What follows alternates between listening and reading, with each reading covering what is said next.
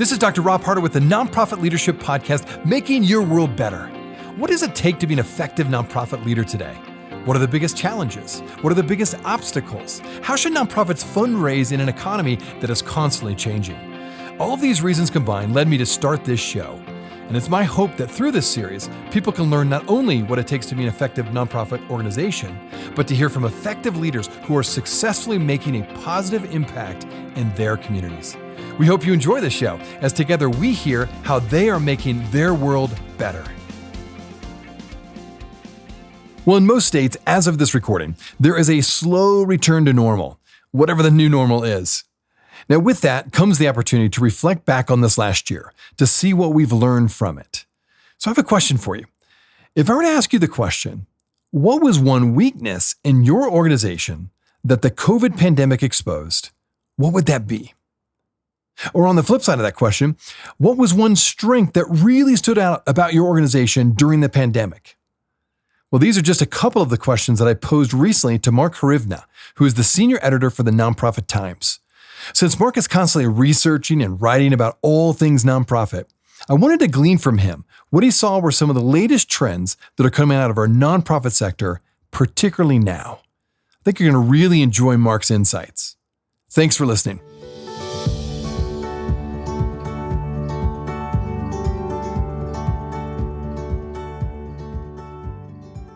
Well, Mark, thanks so much for being on the show today. Sure, yeah, glad to be here. You got it. Well, for my listeners, could you start out by giving us a quick introduction to the Nonprofit Times? Why was it started and how long has it been around? Yeah, it was launched in 1987, April 1987 to be specific. Our founder and CEO, John McElwain, started it. He previously had worked at a direct response fundraising magazine, and before that, Gallup Research. Very much big into market research and saw a need. Have a business journal focused strictly on running nonprofits, whether it was direct response or pretty much anything now, human resources, any kind of element of running charities and how to run them better. And what would you say if you just say, okay, here's our primary target? Who would that be for the Nonprofit Times? It's definitely anybody running a nonprofit. Our leadership has our reader profile is an average, our senior level executives with an average about 17 years experience at a nonprofit. So they've been around the block. They've been in the sector a long time. They're usually fundraisers, vice presidents of development, CEOs, CFOs. We have a sister publication that's focused on chief financial officers, even investment officers, finance and risk management. It runs the gamut of executives at charities. And I'm just curious a little bit, do you have many donors that really dive in and send notes to you, or even like corporations that are trying to get a pulse on the nonprofit sector, they also tend to read it, or is that pretty rare? Yeah, with the rise of corporate social responsibility and corporate foundations coming into play in the last decade or two, that's become big, as well as other aspects of social good, like social innovation, social enterprises. It's not a big part of our readership, but it's still a little bit each year. Each trend's growing and growing. Like I recall writing a few years ago, probably more like a decade ago, different rules and changes, like the CCC organizations and different kind of elements of nonprofits and social good that are coming out there. Well, good. Well, with your role at the Nonprofit Times, you're constantly reading, you're researching, and then you're writing about the latest trends in the nonprofit sector.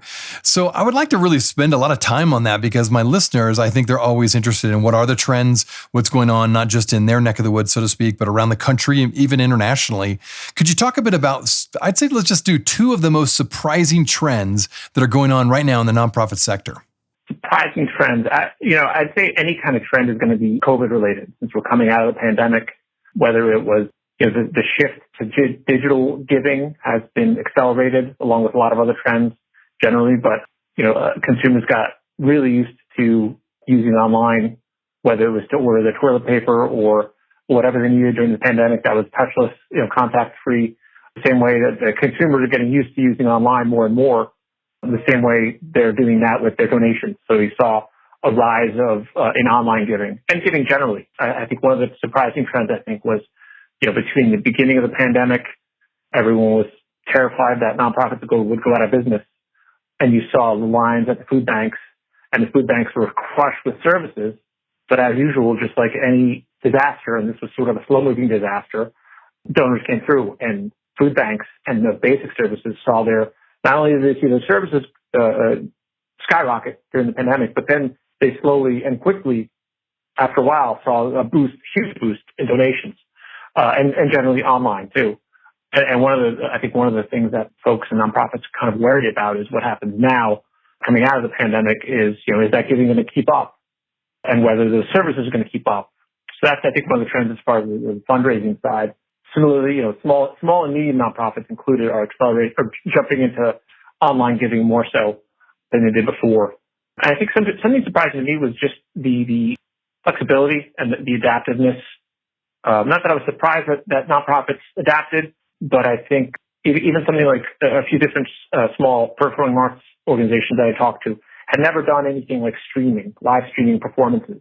And the pandemic kind of forced them to do that, just like charities started having to live stream all their events and other fundraising events a year ago because of the pandemic. And some of that is going to stick around.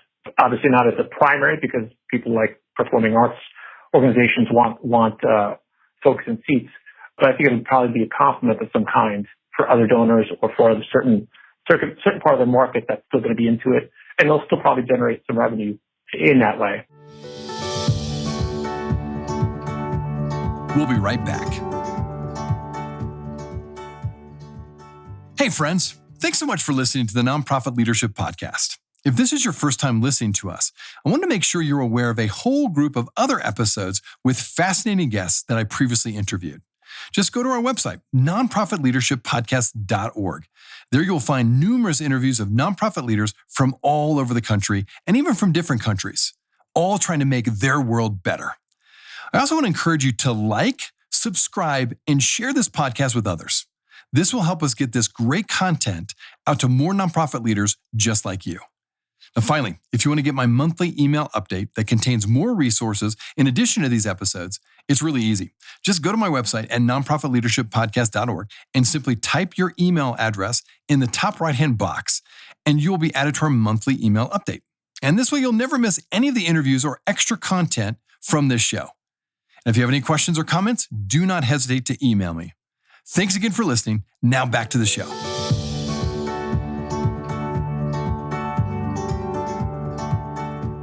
Well, it's interesting. So just a quick summary. It sounds like, obviously the rise of online giving, no doubt about it. We've seen that across the board. It was interesting. You mentioned that people were terrified that nonprofits would go out of business. I do think there was a real concern. A lot of the community here in Utah and Park City, where I live specifically, there was a lot of concern. Like, will people keep giving? Will they have the money and the ability to keep giving? And then, like you said, I happen to run a nonprofit that has a food pantry, actually 2 different food pantries. And you're right. I was amazed by how many people really came out of the woodwork to support what we're doing. They wanted to make sure that people stayed in their homes, stayed in their apartments, had food on their table. So I definitely saw that. Now, it's interesting to me that you said you were surprised how many people went to like online events, online performances, and you think this will continue. Do you have any examples of that where you've already seen some people still kind of doing a hybrid approach, if you will, where they're maybe slowly opening to events that are partially in person, but they still have that online element? Any examples you'd like to share? Yeah, I mean, one of the early organizations I talked to, I want to say it was the Florida Orchestra in Tampa St. Pete area. And they had never, I was surprised when I interviewed them, they had never done live streaming before. And they're not that small, but they're not Lincoln Center, but they're big enough that I would imagine, I just figured they did. They had their orchestra members performing. They set up a YouTube channel. They're setting up all their performances. And they had a really good response from donors who said, you guys need my season tickets. They had an option of donating their season tickets, donations, instead of getting refunds. And most did. I think I don't remember the precise percentage, but it was certainly a majority that donated the value of their tickets. And they had some donors talk to them and say, this is great. And they may be older or some reason they can't make it out to the art center, where they said they were probably they had a lot of good feedback from donors saying, this is great, hope to continue that. And I think a lot of, anecdotally, a couple other organizations like that had really gotten good feedback to the point that, it's going to be worth sticking around to some extent, I think. Even they weren't sure how, but there certainly were expecting to have some element of online virtual performances continue along with regular performances. Well, along those lines, then, had you seen any either sectors within the nonprofit organization world or just large percentages within a state of nonprofits who didn't survive COVID, or they're really unsure if they can survive the next 6 months? Have you run into that anywhere, again, parts of the country or in, again, different sectors within the nonprofit world? There was definitely a few organizations that I talked to that were really, trying to think of the right word to say, they were nervous. And they weren't sure if they were going to have to do another round of layoffs and then how long the pandemic would go. Like, for instance, I don't know whether it was the second or third wave, but sometime around Thanksgiving or Christmas, we still weren't sure exactly. We didn't have the vaccine. The vaccine wasn't out yet. The second round of PPP loans, that was the lifeline for this particular organization, was the Make-A-Wish Connecticut affiliate. And they weren't sure. They already had some layoffs in August. The first round of PPP was critical for them. And then, come New Year's, they were hoping for a big year end to really get them through. And they did. But they still, last time I talked to them, it was still pre-vaccine.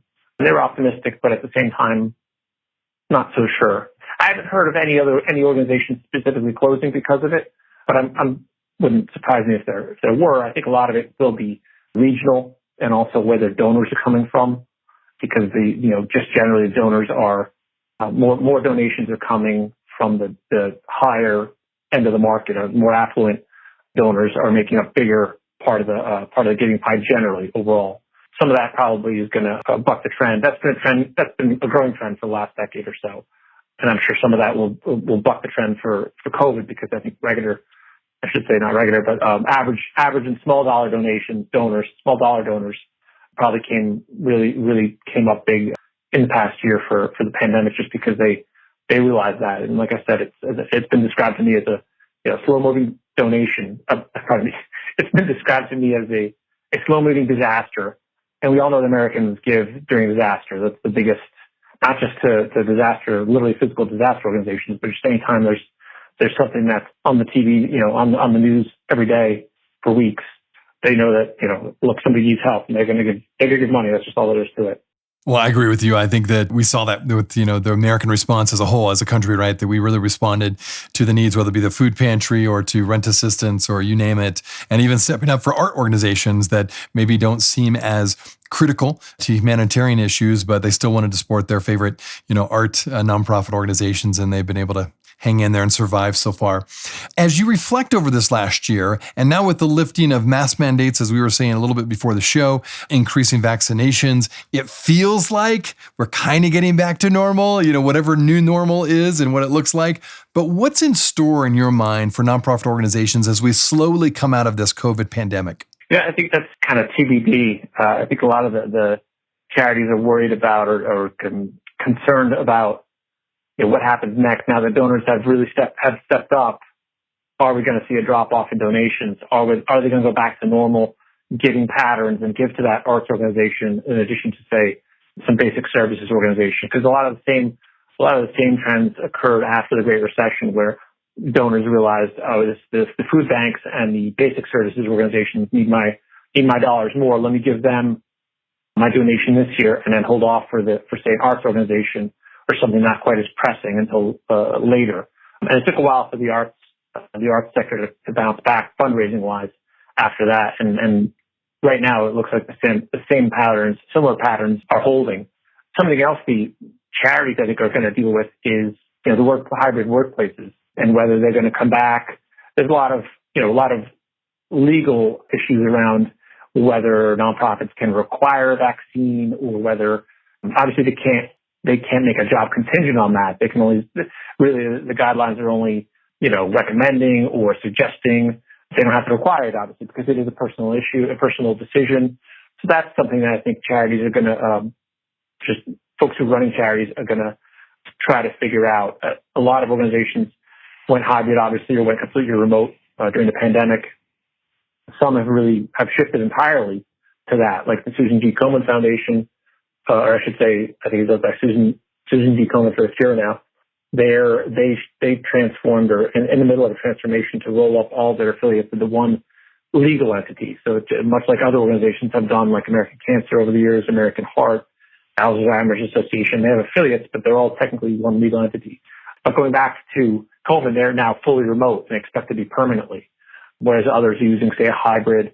Another organization I talked to, one CEO said, she was very much a boss who wanted you in the office and wanted you there. And that, I think she even said she's more about working with employees and what they need and listening to their employees. And I think that's something that comes up a lot. In one of our reports, our best nonprofits to work for report is one of our popular reports in April, and we list 50 of the best nonprofits to work for based on different kinds of surveys and data. And one of the trends that always comes up there is communication. On the employee surveys is, leadership communicates. There's no guessing on what to do or what's happening. The pipeline, the information pipeline is there, regardless of how, whether it's email or meetings or this year is all hands Zoom meetings and that kind of thing. So listening to employees and talking to them about what their needs are and kind of really incorporating that into running the organization. Because another thing over the last year it's been described as social reckoning of social justice and whatnot. It seems like nonprofit employees are also more apt to speak out on what they see. That might be something, not necessarily not just that they don't agree with something, but the way they're treated or the way they see their own employees treated. That's come up a couple times over the last year, and it's cost some CEOs their jobs in terms of, these concerns were brought to the boards of the respective nonprofits, and the employees weren't pleased with how, to how it was resolved or how it was issued. And they turned to social media, make it public, saying, this is what our board response was. And that's definitely caused some turmoil at organizations that didn't handle it as smoothly as they could have, or weren't listening at some points. No, it's really interesting. And I think, there's been recently a couple of articles about that I read in Nonprofit Times, which is really sad, of course, but it's a different day where you have social media as a resource to communicate things that maybe you've heard or you're upset about and you don't like the direction of your organization or another nonprofit or whatever. Maybe this would be a good segue into, did COVID expose weaknesses maybe inherent in the nonprofit sector from your opinion? And then flip side would also be true. Do you feel like through COVID, were there certain unique strengths of the nonprofit sector that really came out in light of this pandemic? I think, I think the strength is just the folks who are, the employees and leaders who are dedicated to mission. Some of these food banks and some of these other organizations, they were essential employees. They're essential organizations. I'm thinking of Matthew 25 Ministries. They're an organization out of Cincinnati, Ohio, very much a gift in kind organization. They handle most of their revenue comes in donated supplies. So they're very much more a supply chain organization really than it is almost as much as a charity. They had essential employees because they were, a year ago or more at the start of the pandemic when no one can find PPE or masks or anything like that. They've got pallets and pallets of it in the warehouses because they're setting up, ahead of time on logistics because they're usually shipping that off to some disaster or some other needs. I think that's a big strength of it is these nonprofits that people don't realize. I don't think some of these nonprofits, like for instance, American Red Cross, your average American, knows that, you give blood to the Red Cross, they respond to big disasters. They may not know that they respond to, maybe your neighborhood fire every day. That's most widely responded to disaster by Red Cross is just literally a fire every other day somewhere in the U.S. where a family or some people are displaced. But then also just the logistics behind it. You've got people moving supplies that are needed somewhere. Direct relief outside of Santa Barbara. They're a huge logistics and basically a supply chain organization, whether it's pharmaceuticals or medical supplies. And there's a lot of them out there like that probably they're not name brand or household necessarily, but they're, just like FedEx or UPS or Amazon. They're trying to get something from point A to point B as efficiently as possible. I think it's probably not a lot different than other companies or corporations. We talked about some of the leadership crises at some organizations. If leadership is is just nodding and not listening to employees or folks like that and not resolving it. It's not so much that it's not that they haven't resolved it maybe to one employee's satisfaction, but if it's still a group of employees that are that displeased with how it's handled, I think that's probably a bigger issue and a bigger concern than maybe, just one person or one employee complaining that they, weren't treated the way they expected to be. It's probably emblematic of something bigger. But I wouldn't say that's necessarily a weakness just of the nonprofit sector. Yeah, that's kind of across the board, you feel like. Yeah, I think it's in any kind of organization. If you don't make your employees feel like they're being listened to, I think that's part of an issue. It's part of being authentic and communicating and a part of leadership, I think. Well, that's a good segue into leadership. This is a leadership podcast, obviously, as you know. And in your opinion, who are the leaders that have really not only made a huge impact on our culture, but also have sustained their leadership legacy over a long period of time? What would you say to that in terms of those leaders that really stand out to you? Well, I would say I'd point to our NPC Power and Influence Top 50. Every year in our August print issue, we list the top 50 nonprofit executives. And we base that, some of that, it takes on some of the current issues of the day. Like last year's report included a lot of folks who were very much big during the pandemic. CEO of Feeding America was on there.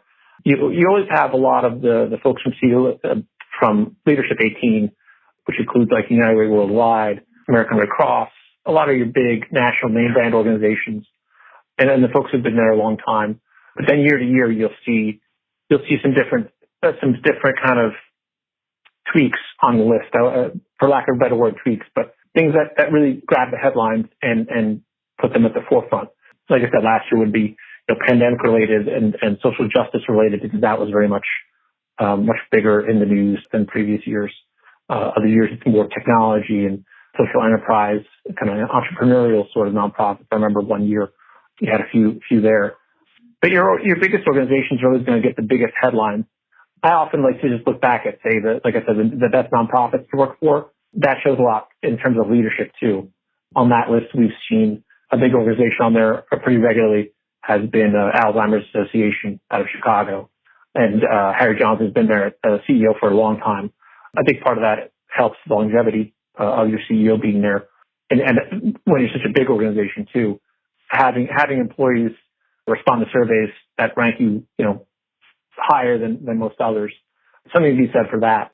And then what I love to talk about best nonprofits, because I find myself talking to smaller and medium organizations that you're not going to see on the front page of the daily newspaper somewhere. You may not even see them on the front page of a small paper in their, in the region, but they have, the greatest, I think, the best stories about, how to keep their employees engaged, how to keep their employees feeling like they're important, like they're valued, which is, I think, part of leadership.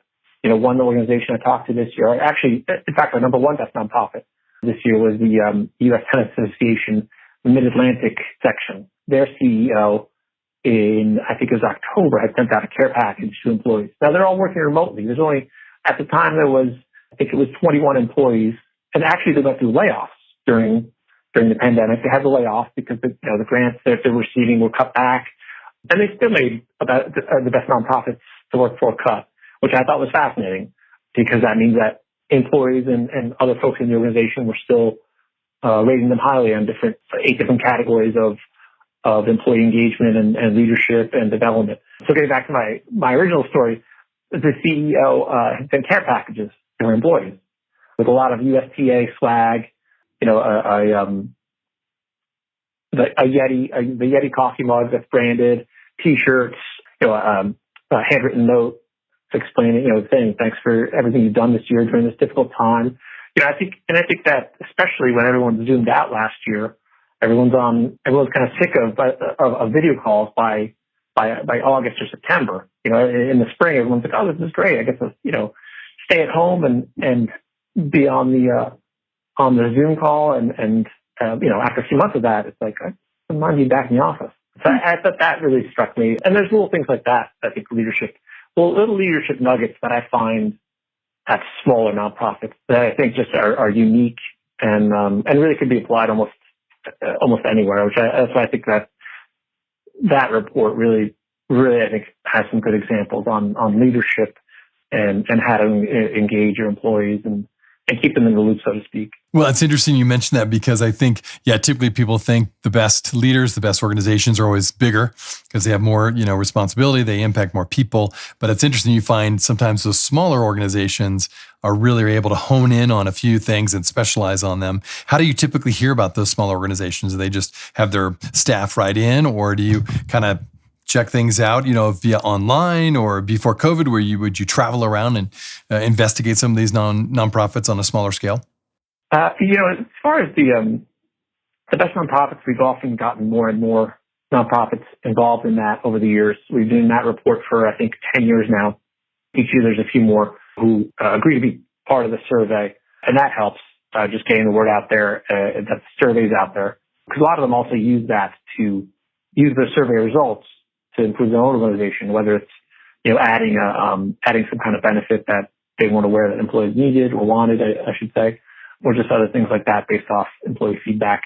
Other things we do, pre-pandemic, we would attend several different nonprofit conferences. N10, the Technology Conference, Association of Fundraising Professionals Annual Conference, and then some other smaller regional ones in the DC area. And we'll run across the usual nonprofits there, but also the usual being, like I said, the big national organizations, but also here and there, just regional nonprofits that happen to be at the conference that we might not see elsewhere. That's always interesting to see how that sauce is made, so to speak. So, okay, excellent. Well, as you look over last year and you look towards the future, 2021, and even into 2022, what is giving you hope right now for the nonprofit sector as a whole? Well, I would say Americans giving over the pandemic, because I wouldn't be surprised if when the Giving USA numbers come out, actually in June, so it's not too long from now, we'll see that 2020 giving probably went up considerably. And that's always hopeful, because honestly, you can always count on Americans giving in a time of need. So that's hopeful. At the same time, like I said before, it's to be determined whether they'll continue giving or whether they'll remain flat afterward, after the pandemic, when the kind of things get back to normal. But there's plenty of folks in the nonprofit sector who know what they're doing in terms of just running organizations. I think the average American probably expects nonprofits are just volunteer do-gooders and should, by making six-figure salaries, if they're a nonprofit, they should be doing it for free. But, if you want to run $1 billion or even a $10 billion organization, it's hard to find somebody who runs for free. I don't think the average person realizes that it's a business like any other in terms of having to make revenue and against your expenses. You still have to pay the rent. You still have to keep the lights on. You still have to pay payroll taxes. You may be exempt from certain taxes, but it's a big part of the economy elsewhere. And I think your average folks don't realize that. I know. I think you're absolutely right. Well, it's been so fascinating to have you on the show. For my listeners, how can they find out more a little bit about you, as well as find out more about the Nonprofit Times? Well, definitely go to our website, www.thenonprofittimes.com. We've got pretty much all our content there, whether it's weekly e-newsletters. We have NPT Weekly that comes out every Monday, Instant Fundraising, which is obviously focused on fundraising, every Tuesday. We've got our Fresh Research podcast there. We update the site pretty much daily with other briefs and notes. And you can also subscribe to either e-newsletters or our print edition. And our print edition is available as a digital edition on the website as well. We come out each month, and our monthly issues come out with more in-depth, kind of longer type reviews that you would see online. Like this most recent issue went a little bit more in depth into, say, the NLA bankruptcy filings and the Supreme Court, a big Supreme Court case involving donor disclosure that should be decided by the end of this term in June. So they might be a little more in depth and a little more analytical than our online offerings.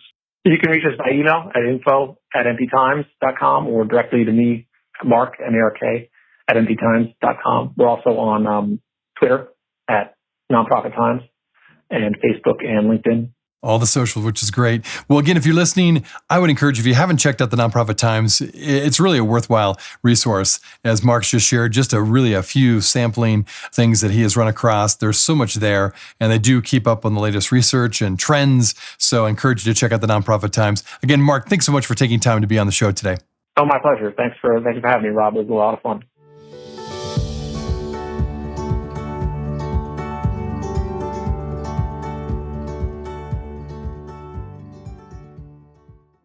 Hey friends, I wanted you to know that this podcast can be found on both iTunes and Spotify. If you're wondering how to find it, just type in the words Nonprofit Leadership Podcast and this podcast should show up. We also encourage you, when you go on iTunes, let us know what you think. Give us a review. Give us a rating. We would love to hear what you think of this podcast, and your feedback will help expand this podcast to get it out to as many people as possible. You can also find other resources and interviews of past guests on my website, nonprofitleadershippodcast.org. Again, that website is nonprofitleadershippodcast.org.